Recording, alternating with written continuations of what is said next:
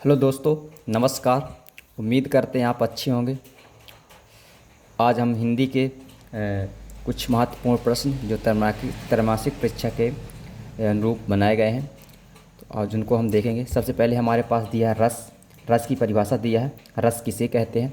आप इसको पढ़ के जाइए। ये ऑब्जेक्टिव में भी आता है और डायरेक्ट प्रश्न भी पूछ देता है कि रस किसे कहते हैं। तो रस की परिभाषा सिंपल सी परिभाषा, किसी भी काव्य को पढ़ने, सुनने या अभिनय देखने में पाठक श्रोता को जो आनंद मिलता है वो क्या कहलाता है? काव्य रस कहलाता है। अब इसी के बाद दूसरा आता है रस के अंग।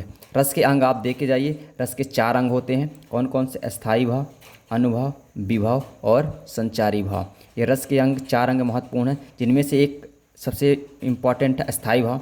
स्थायी भाव क्या पूछ देता है? सबसे पहले तो इनकी संख्या पूछता है। तो स्थायी भाव की अगर संख्या 9 होती है, रस 10 होते हैं लेकिन इनकी संख्या, अस्थायी भाव की संख्या 9 होती है। और एक आता संचारी भाव जिसकी संख्या कुल होती है 33। ये 2 प्रश्न पूछ देते हैं कि रस के अंग 4 होते हैं। स्थायी भाव की संख्या 9 होती है और संचारी भाव की संख्या कितनी होती है? 33 होती है। आइए हम देखते हैं, रस देखते हैं और उनके अस्थायी भाव कौन कौन से हैं। सबसे पहले हमारे पास रस हैं, ये रस दिए हुए हैं और इनके अस्थायी भाव दिए हुए हैं। जैसे हमारे पास पहला रस दिया है श्रृंगार रस। श्रृंगार रस का अस्थायी भाव रति, हास का हास, करुण का शोक, रौद्र का क्रोध, भयानक का भय, अद्भुत का विस्मय, शांति का निर्वेद, वीर का उत्साह, विभत्स का जुगुप्सा और वात्सल का वात्सल। ये हमारे पास 10 रस हैं। 10 रसों को क्या दिया है? स्थायी भाव दिया हुआ है। तो आप इसको देख लीजिए। ये जरूर आपको एक न एक रस और इसका स्थायी भाव आपको जरूर मिलता है। सबसे ज़्यादा श्रृंगार रस और उसका स्थायी भाव पूछता है, तो आप इसको देख के जाइए। इसके बाद कुछ रस हैं जो आप पढ़ के जाइए। जैसे वीर रस है, हास रस है और एक श्रृंगार रस है। ये 3 रस आप पढ़ के जाइए, ये वेरी इंपॉर्टेंट है और अक्सर परीक्षा में आते हैं। इसके बाद हम अलंकार में आते हैं। अलंकार, सबसे पहले तो यही परिभाषा आती है कि अलंकार किसे कहते हैं। तो अलंकार की सिंपल सी परिभाषा है कि काव्य की शोभा बढ़ाने वाले शब्दों या धर्मों को हम अलंकार कहते हैं। आप देख सकते हैं कि यहाँ लिखी हुई ये परिभाषा बहुत इंपॉर्टेंट है। ये पेपर में कई बार आई हुई परिभाषा है कि काव्य की शोभा बढ़ाने वाले शब्द या धर्मों को हम क्या कहते हैं। तो काव्य की शोभा बढ़ाने वाले शब्दों या धर्मों को अलंकार कहते हैं। अब अलंकार के 3 प्रकार होते हैं, शब्दालंकार, अर्थालंकार, उभय अलंकार, जो कि 9th के सिलेबस में नहीं है। आप उसके प्रकार दिए हुए हैं बहुत सारे, इनको हम देखते हैं। जैसे हमारे पास पहला प्रकार है अनुप्रास अलंकार। अनुप्रास अलंकार की परिभाषा लिखी है और इसका उदाहरण, दोनों बहुत इंपॉर्टेंट है। अनुप्रास अलंकार की परिभाषा क्या है कि जब वर्णों की आवृत्ति बार बार आए, कहने का मतलब कि इसका जो वर्णों की आवृत्ति बार बार होती है वहाँ कौन सा अलंकार होता है? अनुप्रास अलंकार होता है। अनुप्रास अलंकार का प्रसिद्ध उदाहरण है तरण तनुजा, तट्टमाल, तरबर, बहुछाय। या एक और दूसरा उदाहरण है कि चारू चांद की चंचल किरणें खेल रही जल थल में। इसके बाद हम पढ़ेंगे यमक अलंकार। यमक अलंकार बस अनुप्रास अलंकार से थोड़ा अलग है। इसमें क्या होता है? शब्द की आवृत्ति बार बार होती है, लेकिन जितने भी शब्द की आवृत्ति बार बार होगी उनका अर्थ क्या होता है? अलग अलग होता है। यहाँ क्या कहती है इसकी परिभाषा कि एक शब्द बार बार आता है किंतु उसका अर्थ क्या होता है? अलग अलग होता है। वहाँ यमक अलंकार होता है। यमक अलंकार का सबसे अच्छा उदाहरण है काली घटा का गमन घटा। यहाँ देखिए आप, घटा शब्द 2 बार आ रहा है और दोनों का अर्थ अलग अलग है। तो ऐसी स्थिति में कौन सा अलंकार हो जाता है? यमक अलंकार हो जाता है। इसके बाद हमारे पास है रूपक अलंकार। रूपक अलंकार जहाँ उपमेय में उपमान का आरोप होता है वहाँ कौन सा अलंकार हो जाता है? रूपक अलंकार होता है।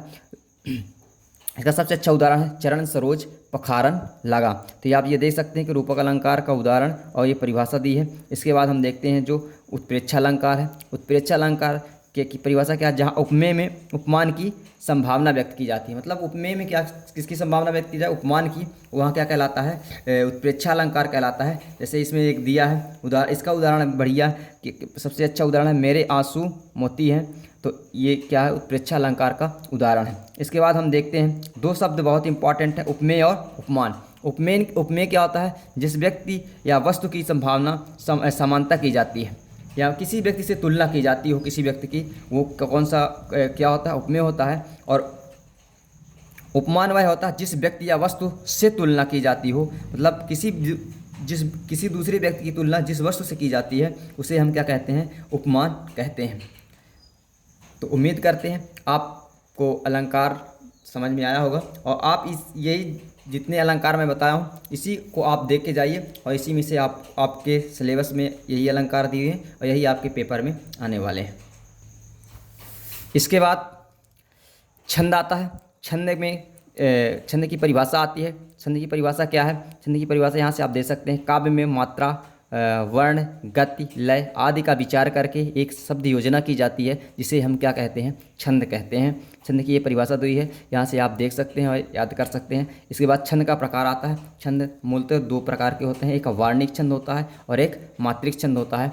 जो वार्णिक छंद वो होता है जो वर्ण जिसकी रचना वर्णों के आधार पर की जाती है, वहाँ वार्णिक छंद होता है। और दूसरा छंद है मात्रिक छंद। मात्रिक छंद वह छंद है जिसकी गणना मात्राओं के आधार पर की जाती है, वहाँ मात्रिक छंद होता है। जैसे एक हमारे पास मात्रिक छंद का उदाहरण दिया है दोहा छंद, जो इम्पॉर्टेंट है बहुत, ये आपके पेपर में ज़रूर उम्मीद है कि ये आएगा। दोहा छंद में क्या होता है? इसमें 4 चरण होते हैं और पहले चरण में 13 मात्राएं होती हैं और पहले और तीसरे चरण में 13 मात्राएं होती हैं, दूसरे और चौथे चरण में 11 मात्राएं होती हैं। कुल हमारे पास 13, 11, 24 मात्राएं होती हैं।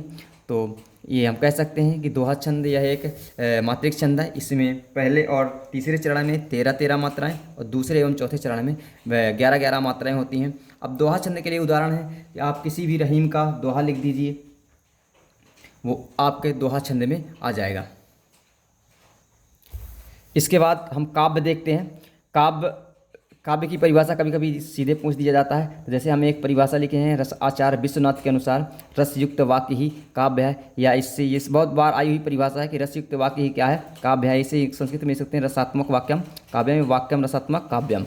रस मतलब इसका भी अर्थ वही है कि रसयुक्त वाक्य ही क्या है? काव्य होता है। कि आचार्य विश्वनाथ के अनुसार लिखी गई है, ये भी बहुत बार आती है। अब मुख्यतः ये काव्य, पद्य काव्य 2 प्रकार के होते हैं, मुक्तक काव्य और प्रबंधक काव्य।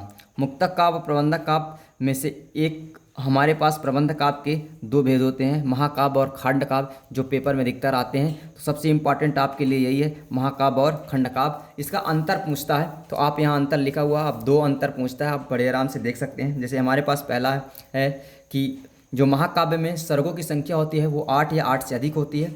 दूसरा है खंड काव्य की तरफ क्या कह सकते हैं आप, इसमें सर्गों की संख्या क्या होती है? 1 होती है। मतलब कह सकते हैं कि इसमें सर्ग की संख्या क्या होती है? 1 ही सर्ग से बना होता है। या दूसरा उदाहरण है कि महाकाव्य में किसी भी व्यक्ति के संपूर्ण जीवन का वर्णन किया जाता है। कहने का मतलब ये है कि जन्म से लेकर मृत्यु तक अगर वर्णन है तो वो उस महाकाव्य में आता है। और खंड काव्य में किसी भी उस मनुष्य के जीवन की किसी भी एक घटना का वर्णन हो, वहाँ खंड काव्य होता है। सबसे महत्वपूर्ण अब इसके उदाहरण है, ये हमारे पास उदाहरण महाकाव्य और खंड काव्य के दिए हुए हैं। आपको एक जरूर कहीं ना कहीं ऑब्जेक्टिव में मिलेगा। महाकाव्य जैसे रामचरितमानस के रचयिता कौन है? तुलसीदास जी हैं। दूसरा है साकेत के रचयिता मछली शरण गुप्त हैं। तीसरा कामायनी के रचयिता जयशंकर प्रसाद हैं। पद्मावत के रचयिता मलिक मोहम्मद जायसी हैं। ये चारों महाकाव्य के उदाहरण हैं। अब इसके बाद आता है खंड काव्य में जैसे पंचवटी है, पंचवटी के कवि कौन है? मैथिली शरण गुप्त। दूसरा हल्दी घाटी का युद्ध, यह हल्दी घाटी का युद्ध बहुत फेमस खंड काव्य है, इसके रचयिता कौन है? श्याम नारायण पांडे। तीसरा है सुदामा चरित के रचयिता नरोत्तम दास है। तो ये उम्मीद करते हैं कि आप ये महाकाव्य और खंड काव्य के उदाहरण एक बार पढ़ के जाएंगे, जिसे आप वहाँ आए तो आप कर सकते हैं। इसके बाद आप देख सकते हैं कि हमारे पास पद्य साहित्य का इतिहास है, जो बहुत ही इंपॉर्टेंट है और ये अक्सर पेपर में डायरेक्ट पूछ देता है कि कितने भागों में बांटा गया। तो ये 4 भागों में बांटा गया है और उनका काल लिखिए कब से कब था। तो पहला काल आदिकाल, या इसी को जानते हैं हम वीरगाथा काल से। वीरगाथा काल ये कब से कब? सन 1993 से 1318 के बीच में, या संवत में हम इसको कह सकते हैं 1050 से 1375 के बीच में था। अब इसके बाद दूसरा काल आता है भक्ति काल 1318 से 1643 तक था, या संवत में इसको कह सकते हैं 1375 से 1700 संवत तक था। इसके बाद तीसरा काल आता है रीतिकाल 1643 से 1843 तक आता है, और इसको संवत में हम 1700 से 1900 तक कह सकते हैं। चौथा काल है आधुनिक काल 1843 से आज तक चल रहा है। अभी जो चल रहा है वो कौन सा काल है? आधुनिक काल है। और संवत में अगर कहते हैं तो 1900 के बाद जो भी रचनाएँ हुई हैं सब किस में आती हैं? आधुनिक काल में आती हैं। अब हमारे सिलेबस में केवल यहाँ अभी भक्ति काल है, तो भक्ति काल देखेंगे तो यहाँ देखते हैं कि भक्ति काल को दो भागों में बांटा गया। पहला है सगुण भक्ति धारा, दूसरा है निर्गुण भक्ति धारा। सगुण भक्ति धारा के अंतर्गत कौन कौन आता है? राम भक्ति शाखा और कृष्ण भक्ति शाखा।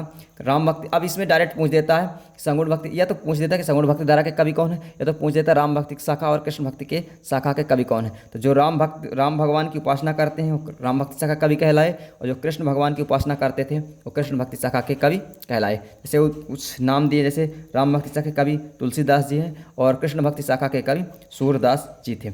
इसके बाद दूसरा है निर्गुण भक्ति धारा। निर्गुण भक्ति धारा भी दो प्रकार के, दो भागों में बढ़ गई, एक ज्ञान मार्गी और दूसरा प्रेम मार्गी। ज्ञान मार्गी भक्ति धारा के कवि कबीरदास जी थे और प्रेम मार्गी भक्ति धारा के कवि मलिक मोहम्मद जायसी थे। अब इसकी एक तीसरा दे देता है कि भक्ति काल की विशेषताएं लिखिए। तो भक्ति काल में भगवान को क्या माना गया? साकार और निराकार मान करके उनकी उपासना की गई है। दूसरा है कि इस काल में जितनी भी रचनाएँ लिखी गई रहस्यवादी थी। प्रारंभ से ही कैसी थी? ये कविताएं रहस्यवादी थी। और दूसरा प्रकृति के सापेक्ष वर्णन किया गया, मतलब प्रकृति में बहुत इस काल में जितनी भी कविताएं रची गई हैं वो प्रकृति के अनुकूल रची गई हैं, या इसमें प्रकृति का बहुत अच्छे से उल्लेख किया गया है। तो उम्मीद करते हैं कि आप जो पद्य साहित्य का इतिहास है उसमें से अगर प्रश्न आता है तो बड़े आराम से, आप कोई भी ऑब्जेक्टिव आए आप बड़े आराम से इसको कर सकते हैं। इसके पास दो प्रश्न और हमारे पास हैं, एक संधि और समास में अंतर। इसके उदाहरण भी आते हैं तो आप बड़े आराम से इसके उदाहरण देख सकते हैं।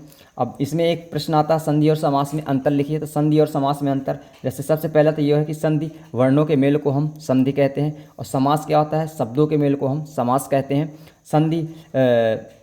संधि का हम क्या करते हैं? विच्छेद करते हैं, और समास का हम क्या करते हैं? विग्रह करते हैं। तो उम्मीद करते हैं 2 नंबर का आता है, आप 2 अंतर लिख सकते हैं। मैं फिर से बोल देता हूँ, पहला नंबर अंतर है कि संधि वर्णों के मेल को संधि कहते हैं, पदों के मेल को समास कहते हैं, और संधि का विच्छेद किया जाता है, समास का विग्रह किया जाता है। इसके बाद आता है एक सबसे ज़्यादा पूछा जाता है ये कि रचना के आधार पर वाक्य कितने प्रकार के होते हैं? रचना के आधार पर वाक्य 3 प्रकार के होते हैं। दोस्तों उम्मीद करते हैं कि आप इसको पढ़ के जाइए, और अगर आप इसको पढ़ के जाते हैं तो आपको ऑब्जेक्टिव करने में बहुत हेल्प होती है।